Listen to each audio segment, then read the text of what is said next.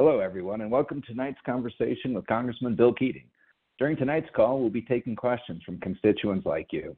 You're welcome to participate by asking Congressman Keating a question, and you can do so by pressing *3 now on your phone. Again, to ask a question, simply press *3 now, and we'll get to as many questions as possible. With that, let me turn it over to Congressman Bill Keating. Well, thank you, Steve, and I'd like to thank everyone that's joined us this evening. It's an unprecedented time where, frankly, our office has never had such a barrage of calls, such conversations of concern about what's happening in our government today. And it's just 22 days since the Trump administration has taken office. And, we all hear the remarks and feel what's occurring all around us. Chaos, unlawful power grabs, people calling his actions unconstitutional. In fact, unconstitutional, a crisis constitutionally, and confusion and fear over whether people that we represent are getting a medical service that they're used to taken away from them, whether their personal information is being compromised, whether or not a cancer trial is being canceled and abruptly stopped, whether or not they're going to be forced to lose their job. But there's one thing I hope we can do this evening as a takeaway, and that's keeping our attention on the big picture, because these actions are intentional. And the groundwork for many of these actions was being laid decades ago. It's an effort to undercut, at the most fundamental term possible, our democratic power, our democratic foundation in this country, a shift of power to an authoritarian executive branch, the president, who has absolute and expansive and unchecked powers, never before seen in our government's history. Our government is fundamentally a government where we're not an authoritarian government. We're not a government of dictators. When we turn our power over to those who govern, we kept two basic safeguards in our country.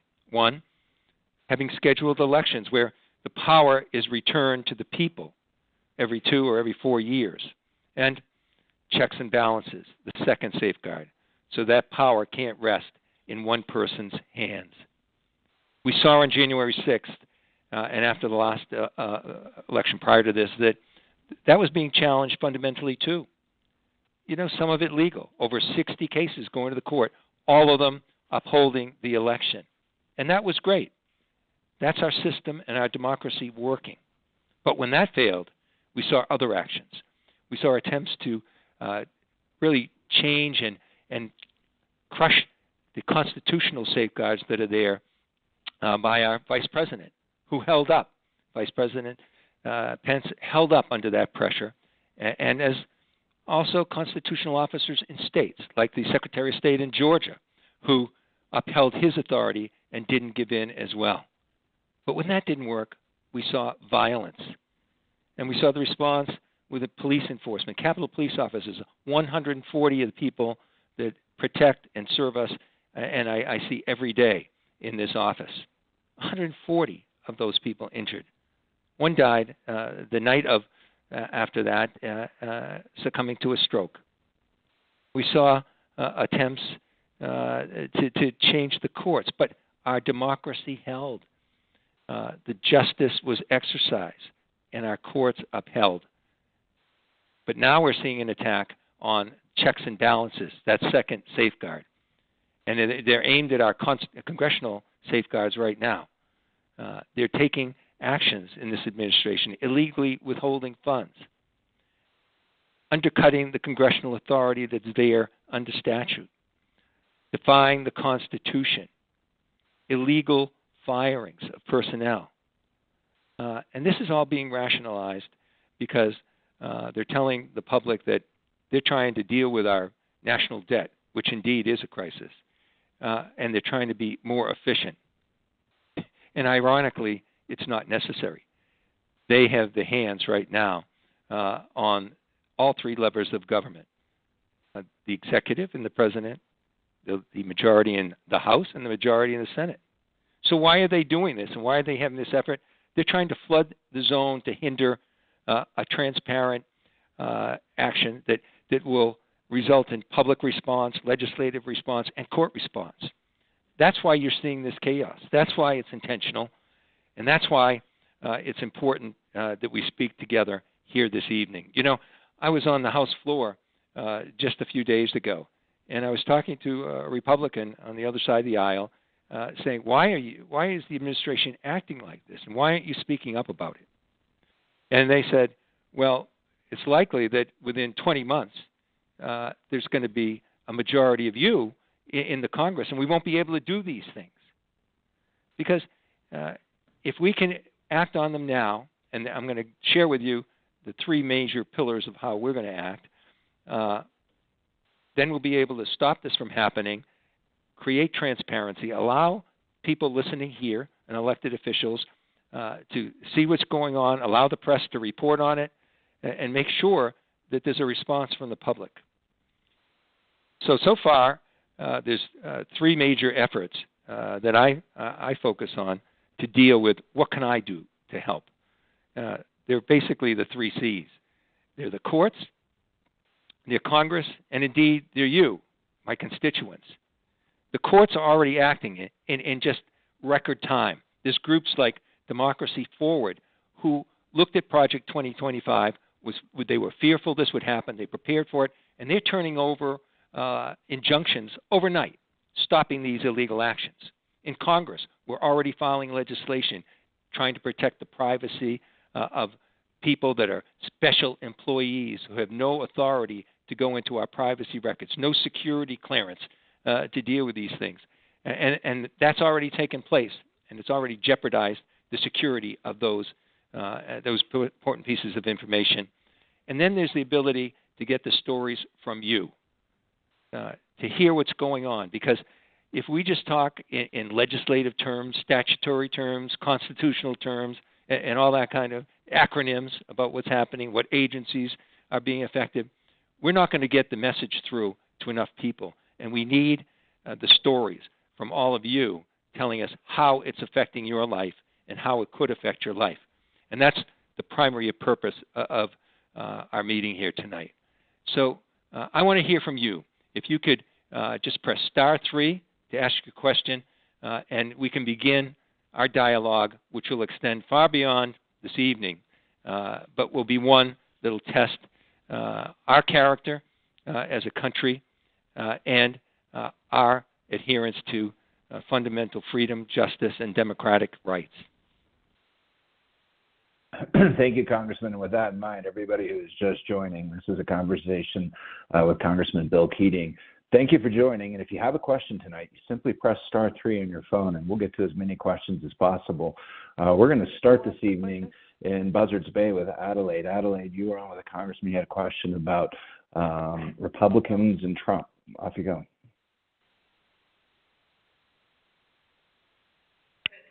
Adelaide? Yes. There you are. Go ahead. You're on with the congressman. Oh, thank you. Good evening, Adelaide. Good evening, and thank you for taking our questions, because it's finally someone's listening, and I think we need this. It's becoming. I can't believe that we're into this situation with this man. He just doesn't care about anyone, and what he's doing is ruining people's lives and livelihoods, and he sits there and lets Elon Musk do all the talking. Where does this man come into? He's taking all these agencies and closing them, but at the same time, he knows when he goes into the Treasury and stuff, where all the money is and where all his records are for getting more power from all of us. And then taking Gaza. I mean, people are going to allow that. I want to know why the spineless Republicans allow this. And not only that, it's divided the country. We've lost friends because we're Democrats. He's demonizing us. It's a cult. And I'll tell you, it's aging us all. And I don't know where it's going to end. And I don't know. It's sad time for our children to be thinking. He's already thinking now of going on to the third term. Is he kidding? Well, Adelaide, I think you're representing what I'm hearing and what I think everyone's hearing around the country from the people they represent. And it's hard to believe these things. It's hard to believe someone would have that influence. And you have to ask yourself, you ask the question, why are the Republicans silent in this? And, right now in the House, there is only 3 vote margin between the majority Republican Party and the Democratic Party. And there's just this tremendous fear. And a part of what Donald Trump is doing is really a war of intimidation. That intimidation moves to Republican leaders. Look what happened with anyone that began to speak up against him. I think there's just 2 people left of this many people that voted against him that are still serving. They primary people. They take people in a primary. And then Elon Musk, just recently, I was on the floor coming in for a routine vote where there was consensus by everyone to come in and say we have to go in and extend funding just to have government not shut down and try and deal with the problem. We thought it would be a simple vote. What happened on the floor was all of a sudden Elon Musk put an email out, and it said anyone that would support this will be primaried. Anyone that does this will lose their seat next time. And it was incredible on the floor just to see all the Republicans just cave in. What was routine was not going to happen. He said that bill, was something that was too wasteful in terms of money. Well, they caved in. The bill failed. They tried another bill that failed, and then we ended up finally, to keep government open, with a bill almost identical to the first, except for one thing. And you know what that was, Adelaide? There was a provision in it that said that investments into China by Americans would be restricted and have to be transparent. And guess who had one of the biggest investments of his whole career in China, just out of Shanghai, with an AI automobile factory, still waiting for government approval from China? Elon Musk. So when you're asking how this could happen, frankly, part of it is money. Part of the push for this, too, is what Donald Trump calls his big, beautiful bill, the tax cut bill. And a lot of these cuts and everything are just fodder to get him to his final goal, which is to make permanent the 2017 tax scam and to extend it further. And I'll leave you with this one thought. For those people who rightfully say, I'm concerned about our debt, and I don't mind the fact that they're dealing with this. Well, number one, the goal is to go further into debt, with this tax bill. And it's not paid for, and to take the people that, again, warp the system and skew the system because of the cost, the use of money in campaigns. So much money went into these campaigns with this tax cut in mind. So whether it's issues that affect people individually, and who's on the other side of these issues? There's a ledger with everything. Regular people are getting hurt by this. It's something we're going to have to contend with day in and day out and fight. But we'll need people like yourself and the other people on this call to be successful in doing it. So remember, we have a way to respond to this. We're going to do it through the courts, through Congress, and through your stories. Thank you. Congressman, next we're going to go to Holly. Holly has a question regarding Medicare. Holly, you are now live with the Congressman. Please go ahead. Hello, Congressman. Thank you for taking my call and my question. I am concerned about policy, not personality. And I would like to hear from you if you will support a single-payer, universal health care, also known as Medicare for All, so that regular Americans, regular people, can get the health care they need without corporate greed and profits being primary versus the patient's well-being. So, Congressman, will you support moving that forward? Because 70% of Americans, regardless of party, support a change in the way the United States provides health care for all. Well, thank you, Holly, and I appreciate the call, and I appreciate talking about health care, too. So let me give you a direct answer and then perhaps a few other thoughts about Medicare right now. Number one, I have co-sponsored that bill in the past. I support it. I realize we're sort of aiming high in getting all of that done. But when it comes to health care, we have to aim high, and we have to deal with the fact that every American should have the right to an affordable, accessible health care system. So that's the direct answer to your question. But let me tell you what I'm concerned about right now, too. We've moved with the Affordable Care Act, which is imperfect, but progress. You did say moving forward on this issue, and I think the Affordable Care Act did that. The Affordable Care Act, since I've been here, there have been 60 attempts to stop that and to go forward. And a real concern now with what we're talking about this evening, this authoritarian power grab, is what's going to be the effect on health care. We heard from people, we heard from our community health centers.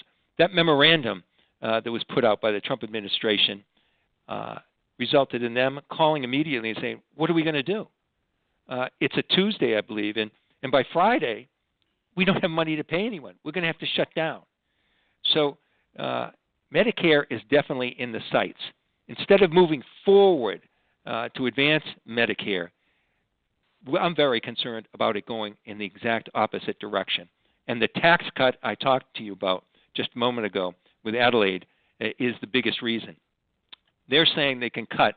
The supporters of what Trump is doing and the Trump administration, they're saying they're going to be able to deal with paying for this big tax cut without touching Medicare or Social Security. Well, if you just did, first grade math, you'd find out those numbers don't add up. So I'm concerned and committed to going forward and making Medicare and healthcare more affordable and more accessible. But I'm sitting here tonight worried in the Capitol that it's going in the other direction. And I see if this goes unchecked, what they're doing right now, there's no doubt in my mind, cuts in Medicare and Social Security are going to happen as well. So thanks, Holly, for important issue, health care. Congressman, let's stay on that same theme. Susan has a question about Social Security and Medicare. Susan, you're live with the Congressman. Please go ahead. Hi, Congressman Keating. Susan Greber from East Wareham. I've met you a few times, and I have supported you. I voted for you each time you've run for re-election. Plus, I know Thank you. Michael Jackman, who's a great guy. So I'm very concerned. I'm sleepless nights. Social Security, Medicare, Medicaid, Section 8 housing, all of it that I have, but for reasons, and I'm petrified of what's going to happen. Am I going to lose everything? And if that happens, I'm a cancer survivor. I have a lot of chronic health issues. I will die. I'm just putting it straight out. And I know I won't be the only one.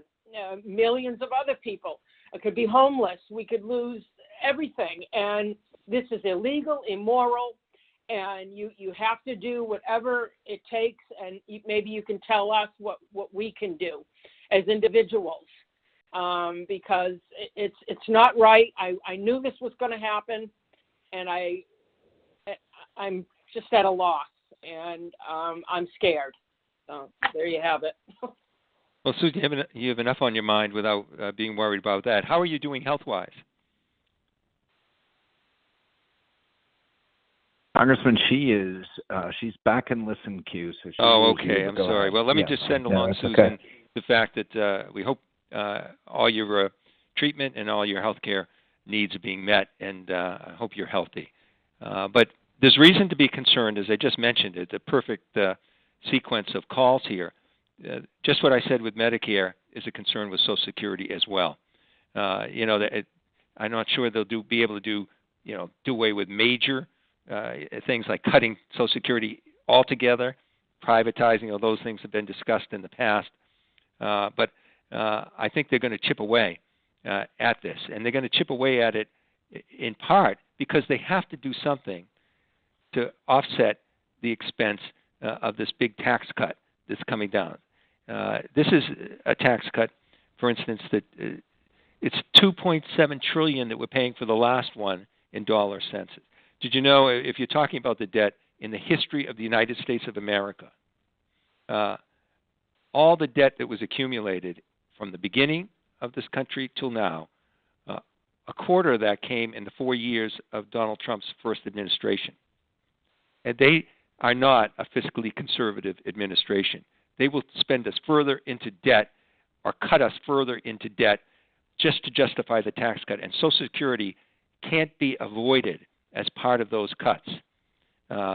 There's information that they probably have access to already.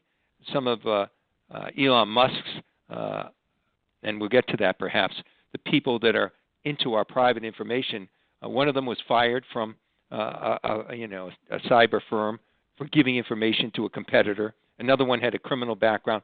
They're 19 to 25-year-old kids who are given authority that they're not entitled to.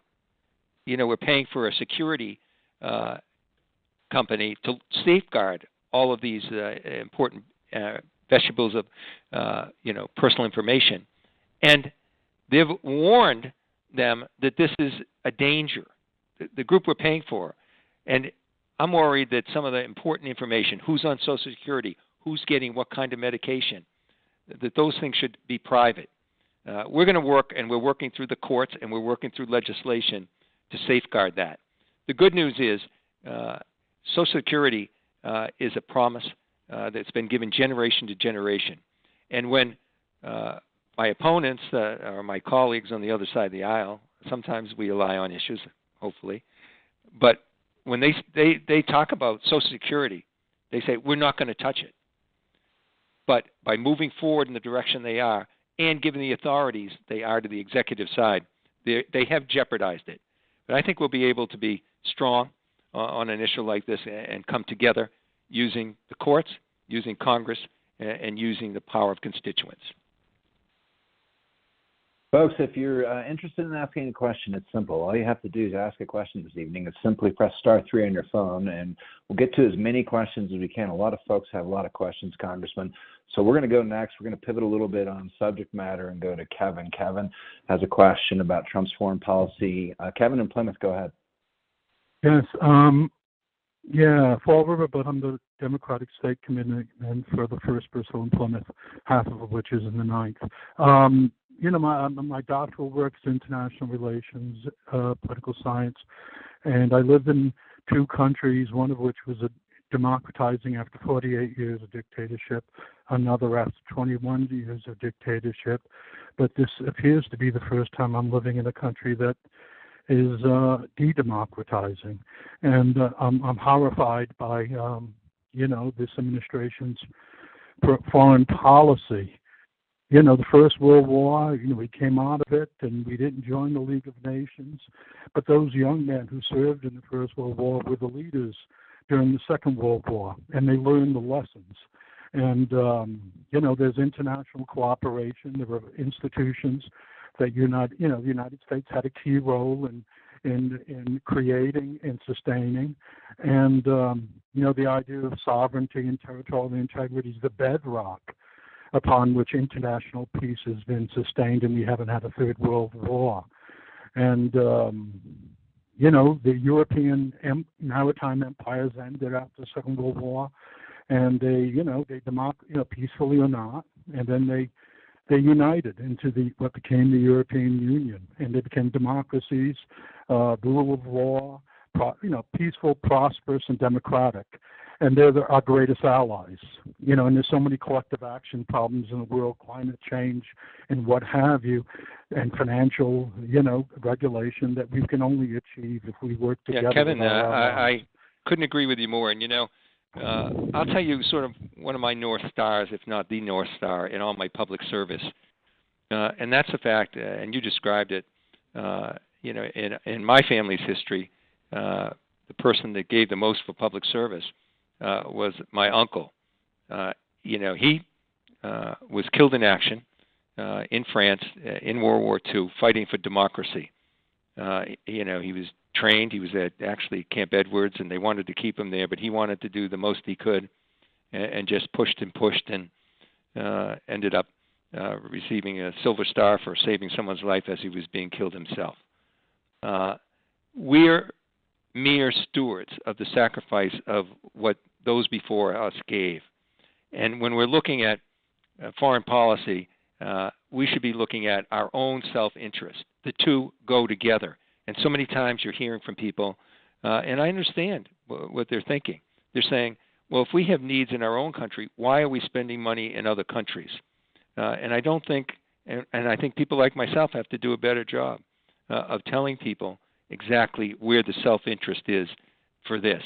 The years after World War II, the generations like my family had, ushered in 75 years or to 80 years now, of the most peaceful, prosperous times probably gauged in history in the terms of that kind of years of evaluation. Historians have unequivocally said this marks a very special period of history. So it didn't get there by accident. And we set up a democracy and a coalition of democratic countries. This effort of America alone, America first, makes us weaker, both economically and security-wise. And I could talk all night, and I won't because I want to get to other callers, but I want to say this, that we have something that the other countries don't have, a shared system of values, of democratic values, with our NATO allies, with our European allies, with allies now in the Indochina area that we're building, because they see what's going on with an authoritarian regime like the Communist People's Republic of China and President Xi. They're our greatest adversary, and our greatest way to protect ourselves is our coalition of like-minded countries coming together. And the other issue that has helped us is those same shared values go to our economic benefit alone. We're not a country like China, where the government makes all the economic decisions, where people don't have a say in what their basic livelihood is and what their opportunities for success are. We give people a fighting chance in a democracy. That's at stake right now. And if we pull ourselves from the rest of the world and don't engage the way this administration wants us to go, we're weakening ourselves. So thank you for that important call. Congressman, next we're going to go to Joanne. Joanne has a question about her concern about the courts and how the courts are affecting the president. So, Joanne, please go ahead. You're on with Congressman Keating. Thank you, and thanks, Congressman Keating, for all you're doing. I'm from Dennis on the Cape and also working for Indivisible. My question is this: if the courts do not hold, if Trump just blatantly disobeys their directives, is there any discussion in the House as to what else can be done to hold him accountable? Also, you talked about many members in the GOP, most of them who operate out of fear. It doesn't seem that any of them are operating for the greater good of our country and to preserve our democracy. But are there any that you have observed that might weaken? And for their own legacy, if they can be encouraged to vote and make decisions for the legacy of their country, for our democracy, that they could be moved to make better, right decisions and hold Trump and his minions accountable. Well, thank you very much, Joanne. And you bring up an issue that is really much discussed right now, all through the media and in conversations. Will the courts hold up? What happens if this administration just ignores the courts? And ordinarily, people would say when you get engaged in that, it's hyperbolic. Look back to January 6th. Look back what happened then. Look back at what happened in the first 22 days of this administration. And I want to tell you that people are rightfully asking the question, what happens if the courts are ignored by this administration? And if democracy breaks down and that check and balance that I talked about is lost? Now, why are people so concerned about that? Well, look to the past and current comments of the Vice President of the United States, J.D. Vance. When he was running for the U.S. Senate, he actually was on a broadcast. I saw the videotape, so I made no mistake about it, where he said, what Trump should be doing if he's elected in the next administration, again, if he gets the chance, is just ignore the courts. And he said, why doesn't we just, whatever the court said, just ignore it? What are the courts going to do about it? The courts don't have, the courts don't have the ability to enforce these laws if you have an executive that just stands up and ignores their courts. And that is a real issue. And the crux of this discussion that's occurring nationwide about going into a constitutional crisis, that's the center point in that. But I want to go a little further quickly with the courts on one other point. I think a lot of these orders that he's issuing amount to like what I'd call court bait. He's got a Supreme Court that has gone further and further, a real action court, a court that has veered far right. And I think they're bringing these cases up and going to appeal them and try and get them up and see how far this court will go to undercut our democracy as well and to give more power to the executive. So part of what's going on is that too, and I just want to bring that to your attention when we look at the constitutional crisis that you're talking about.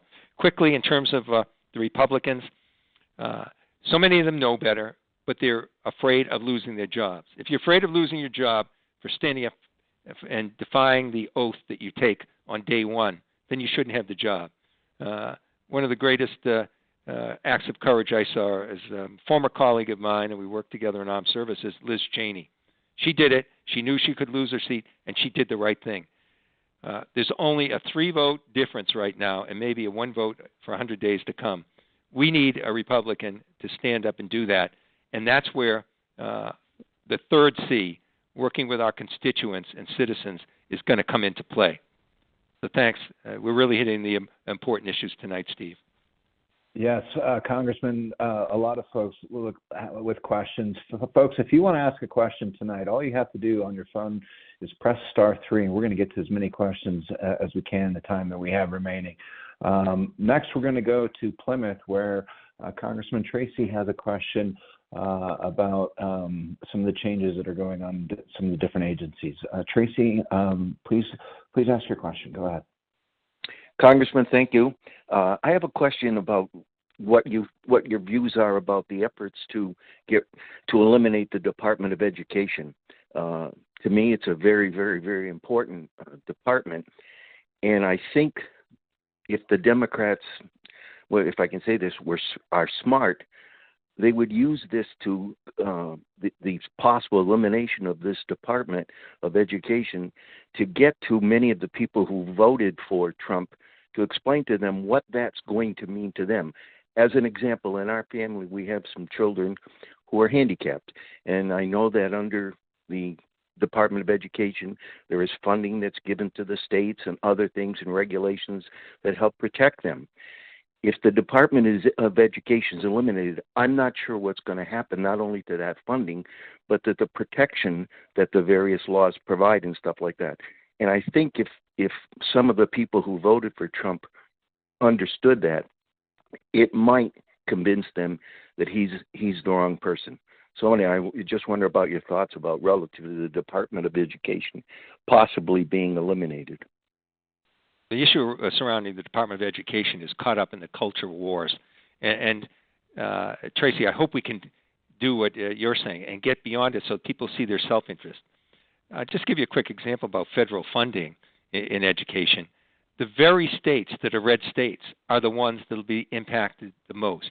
In some of these states, 20 to 30% of all their education money they have for the young people they're educating transfers down from the federal government. Now, you could take a state like New York, and only about 5% of that money from the federal government goes to their total education. So these states, and this is a good point you bring up, these states are the ones that are affected the most with these cuts. But I told you, I believe it's caught up in part of the culture wars here. You know, President Trump has been talking about cutting all federal money to states for monies that go kindergarten to 12, based on an ideological, litmus test somehow. He's not clear, but he's been talking about if they're doing things in the school and they're teaching things that, frankly, he doesn't like, and a lot of the people that, are part of his overall coalition of supporters don't like, if books that they're reading aren't the kind of books they like, if they're teaching about the Civil War and a racial history in our country and they don't like it, then they're going to be cut off from federal money. So it even goes beyond just cutting money for education. It's trying to coerce the type of education that they want. And in many states, the Bible is mandatory reading. The books are there, and I'm religious, and I support the spiritual gifts that this country has from everyone that, like myself, that benefits from that. But that we have a separation of powers in our country, and I'm seeing that kind of imposition of their own ideology on things like K-12 funding as the reason they're justifying what you're saying. So I hope you're right. I hope that the people from these states and they're Republicans understand they're cutting off an extremely important benefit to the young people they represent. So thank you, Tracy. Yeah, Congressman, just shortly ago you mentioned Elon Musk, and a lot of folks are wondering as well. Ed Hyannis, go ahead, Ed. You're live with the Congressman. Hi, Congressman. How are you tonight? Hi, who's this? First Ed name? from yes. Oh, Ed. Hi, thanks for joining us.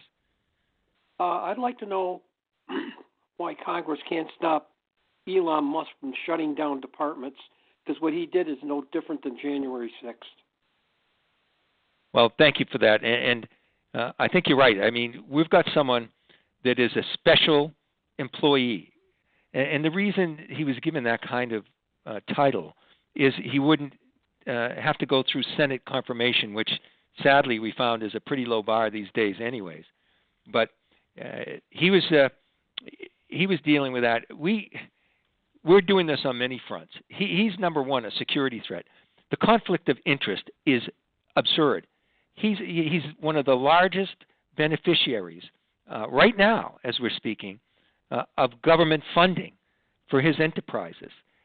He has some security clearances, but he's taken these people aged 19 to 25, and I was young once. That's not the issue. The issue is there's no security clearance there. There's no, guarantees that this information that's priceless, isn't going elsewhere. And we don't even know what he has been able to garner now, where it's gone. These systems are being attacked millions of times a day by our adversaries just to get into it. And now it's been all compromised. So we're working.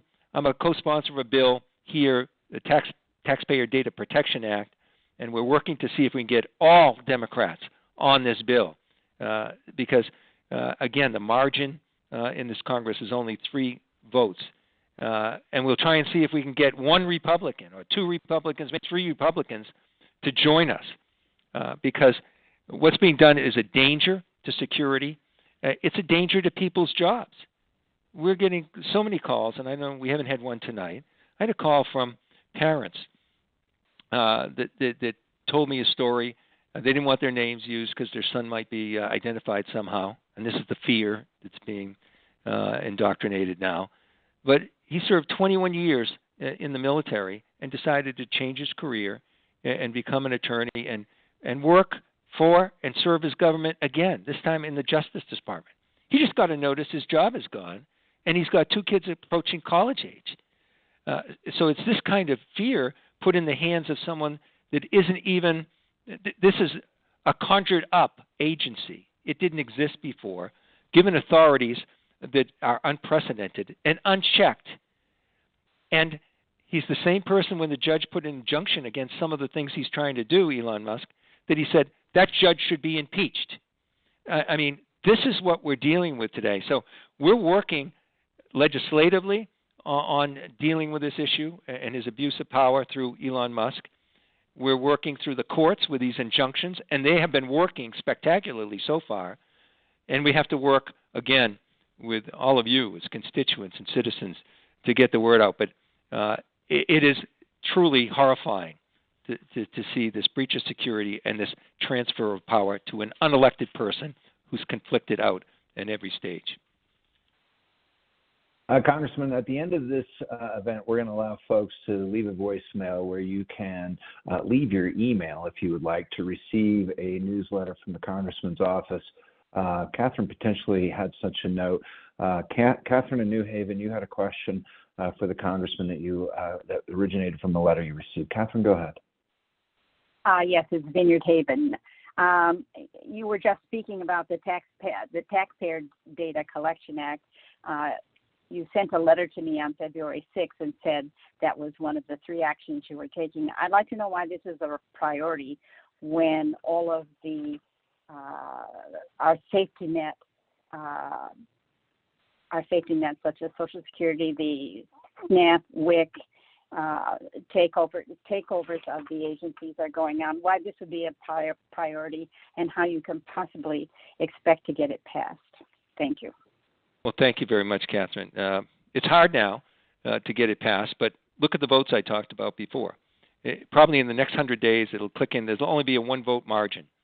And these actions are so outrageous, it's important. Now, why is it a priority when all these other things are a priority? Because information is power. And technology today empowers it to an extent that we've never seen before. It can be used to compromise people's personal information in terms of their health care. It can compromise their financial status. It can compromise if you're on Social Security disability, people knowing that, which can result in maybe an employer having that information, not giving you a job promotion or not giving you a job.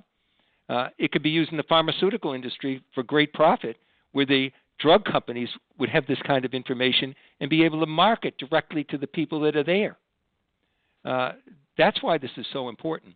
This is the most personal information and the largest trove of information in the world that's collected. The United States government has all this information, and there's so many safeguards on privacy. But that privacy can be abused.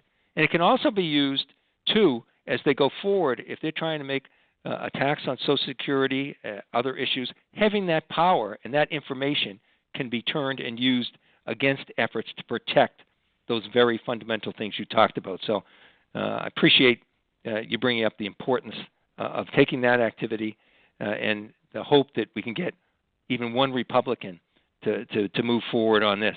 And I hope the weather's a little better in the Vineyard than it is here. It's snowing in Washington, Catherine, and thank you for calling.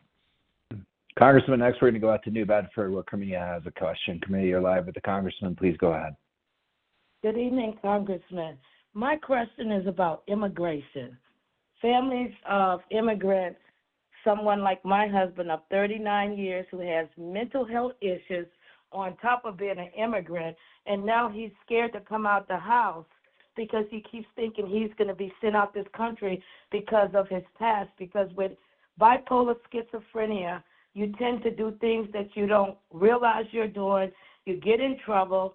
He does not have like a record of doing anything drastic, but his harm is to himself, doing drugs and getting him out of places and putting him back in mental health places. And I'm just overwhelmed that now we're at a state where I finally got his paperwork all caught up with Honduras and United States. And now we were getting ready to make him a citizen. Now we can't even go that way because they're threatening to send people out the country just because of the smallest thing. And I don't know what to do. We're really running scared. I have 5 children and 17 grandchildren. And I'm not on the low-income spectrum. I'm actually over $100,000 a year, and I don't know what to do. I don't know what to do. So I'm worried. Well, this is something else that we have heard time and time again from so many different individual stories. And it sounds to me as if your husband's on the path to legal citizenship. He's probably got a green card if he's ready to put his papers in for that final process. But the fear that is out there is real. I've talked to spiritual leaders. I talked to church leaders that were in my office just in the last few days who said they've noticed at church people aren't showing up to the numbers that they had before. I've talked to school leaders who are talking about young children going to school and they're experiencing trauma because they see these things on television and they don't know if their mother will be home when they get back from school. And we see groups of people that are here legally. The people that are here in, temporary protective status that are coming from countries where it's a danger. They're here legally and dealing with it. And they are in fear because there's been efforts by the administration to say those people will go back. And they're publicizing a lot of these efforts, again, to instill fear in people. And they're using, whatever tactics they can. They've even broached another constitutional issue using the military as far as they've taken it so far, but threatening to use it further and breaking our constitutional laws. They've talked about taking away lawful citizenship for children that were born in this country, and that's being stopped by the courts right now. So this will be a continuing battle. Look, we have to secure our borders. Every country, has to have that as an obligation. We had a bill in the Senate that I supported that would move forward, deal with the issue in a comprehensive way, and Donald Trump stopped that because he wants to keep this as a wedge issue in our country, a divisive issue in our country. The solutions that we have in Congress are right in front of us to move forward and resolve these issues and still do it in a way that won't cause the kind of fear that you're talking about. So that's something we did and had going before Donald Trump was elected. We'll continue forward. There was a consensus. I can tell you that bill that was in the Senate would have passed the Senate and would have garnered over 300 votes, a huge majority in the House, if it was just allowed to come to the floor. But they're using this for political reasons right now, and they're doing it to the detriment of people like yourself. And I'm sorry you're going through that.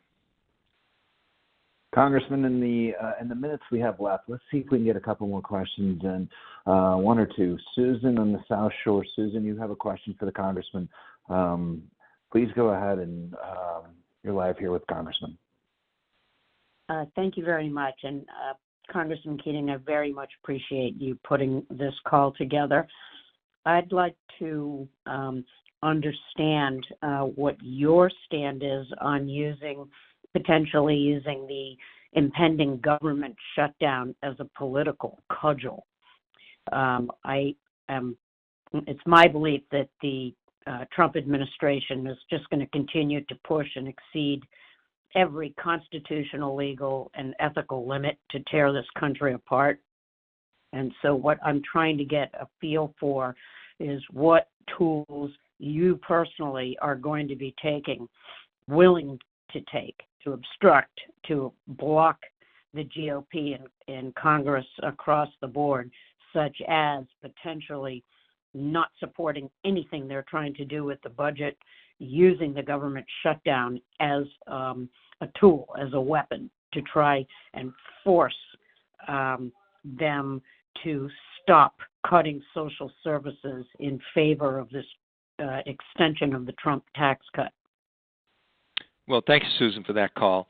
I must tell you, those of us that are given a responsibility and raise their hand, with an oath of the country and have a sincere belief not to hurt the people they serve, don't look at the shutdown issue as something that is a tactic or something. And I don't think we should shut down the government for something that should be done and resolved in other ways, because we're going to harm our economy. We're going to harm people when there's no money. The people that are most needy, the ones that need health care, the ones in nursing homes, the ones that are dealing with mental health issues, children in school will all suffer. However, we don't know how far this is going to go. If they are pushing the agenda that they have, and they are using the shutdown, as they have in the past and have threatened to do before, as a weapon, and if they are going to be that irresponsible, and we're in a situation where for instance, they're demanding votes for their tax cut and try and put some of these issues together. I won't go there just to appease, the sense of responsibility, because they're the ones being irresponsible. So we're going to look carefully as this goes. I wouldn't doubt that there'd be some efforts, at least discussions on their part, to actually take the government shutdown and use it as a way to advance this enormous tax cut or deal with forcing their agenda. And if they do that, they're the ones that are going to result in that action, and they're the ones that are going to have to bear the responsibility for that. So, Susan? Congressman, we're approaching the end of our time. If you wouldn't mind, because we still have so many folks, some closing comments before we turn off for the evening for all the folks still online and listening. Well, Steve, thank you, and all the people that got through. You asked, I'm sure, many of the questions that other people listening had as well. Others that have other questions, be sure to follow the instructions going forward. They'll have a chance to leave a voicemail. They'll have a chance to leave an email. They'll have a chance to have us, listen to their questions, and to also sign up to have more information and hopefully maybe guide us towards another one of these town halls where they'll be able to participate. So what we talked about tonight was more than just chaos, more than just all these individual stories and concerns that people had. And I hope as we go away this evening, we understand there's something greater at stake right now. Decades ago, there were efforts made by the wealthiest with an agenda, a conservative, extreme, right-wing agenda, many of them Christian, white nationalist agenda, who tried to influence the courts. And they have over the course of decades. They've affected the voting process in our elections with that kind of concerted effort. They're now at a stage where they control all three levers of government. They're at a stage when they've got the wealthiest of the wealthy, the wealthiest man in the world, at the helm, using his influence both in social media and wealth, and a lot of other people influencing outcomes here and taking us from a democracy that's protected by two great safeguards, scheduled elections and checks and balances, and destroying those safeguards. He also is destroying people that might disagree with him in his own administration. Remember this, the guardrails that were there by an Attorney General that I did not agree with whatsoever, Attorney General Barr, he stood up at the end and said no. Justice Department officials threatened to resign en masse if he continued forward. Secretary of State in Georgia said he refused under great pressure to try and change the votes. Those guardrails aren't there. We saw in the confirmation process that just happened, he will not take anyone in his administration that will even question him, even when he's breaking the law. And we're seeing this replicate itself all through the Republican Party right now, where they do not question him out of that kind of intimidation. So we're going to have to continue to fight, and we'll fight in Congress, we'll fight in the courts, and we're going to fight with all of you and the information and the mobilization that can occur at the grassroots level to stop this from happening. And I'm really pleased with the number of people we had on the call tonight, Steve. I heard it was a great number of people, so I truly appreciate it. And let's continue this effort. And we'll be here doing it day in and day out. And the stakes are too high to do anything less. So thank you, all of you that participated, and good evening. Congressman, thank you for spending the hour with us. It was really wonderful hearing your voice. And thank you to everyone who listened tonight and asked questions. If you'd like to begin receiving the Congressman's email updates, but you haven't yet spoken to a member of our team, simply stay on the line and leave your email address at the tone. Thank you again to everyone who stayed on the line, and everybody have a good night.